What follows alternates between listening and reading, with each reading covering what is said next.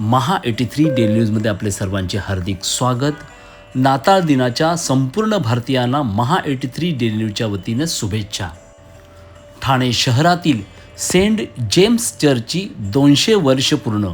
आजही दिमाखात उभी आहे प्रोटेस्टंट पंथांची वास्तू.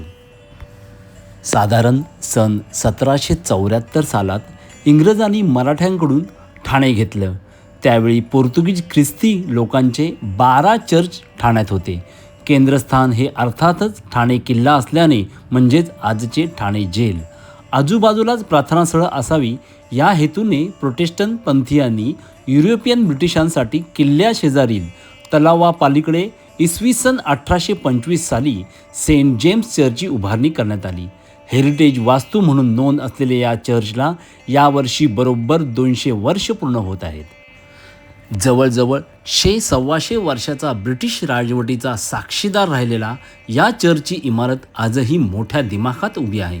याच वर्षी या वास्तूचा मूळ ढाचा तसाच ठेवून नवीनीकरणाचे काम हाती घेण्यात आले आहे. सन 1774 सालात ब्रिटिशांनी ठाण्यावरती कब्जा केला. अर्थात त्या काळात ज्यांच्या ताब्यात किल्ला त्यांचे त्या परिसरावर राज्य असा प्रघात होता. ठाण्याच्या विस्तीर्ण खाडी किनाऱ्यावर मजबूत असा ठाणे किल्ला होता. ब्रिटिशांच्या काळातच या किल्ल्याच्या काही भागात कारागृह तयार करण्यात आले होते. त्यामुळे या किल्ल्यावर ब्रिटिशांची मोठी उठबस होती. याच किल्ल्याच्या आसपास ब्रिटिशांनी आपल्या वसाहती निर्माण केल्या. ब्रिटिश ठाण्यात येण्यापूर्वीच ठाण्यात कॅथलिक ख्रिस्ती लोकांचे 12 चर्च ठाण्यात होते.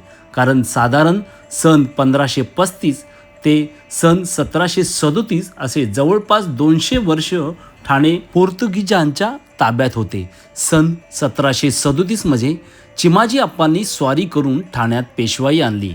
मात्र मराठ्यांचे अवघे 35-36 वर्ष राज्य राहिले. त्यानंतर सन 1774 सालात इंग्रजांनी मराठ्यांकडून ठाणे काबीज केले.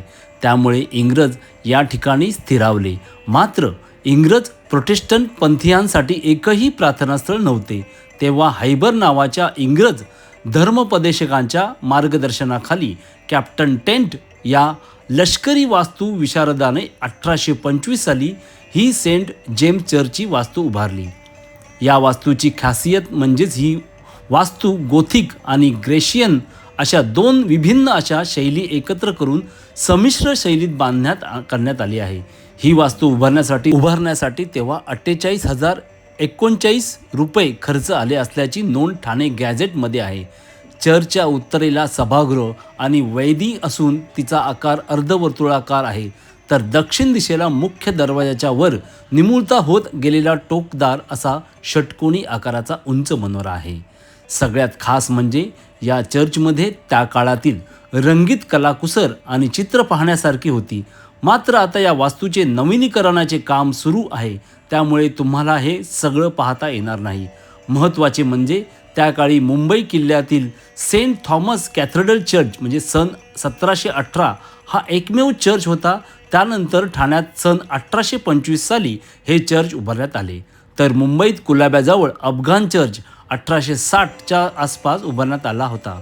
त्यामुळे प्रोटेस्टंट ख्रिस्तींसाठी हा चर्च फारच महत्त्वाचा ठरला आहे.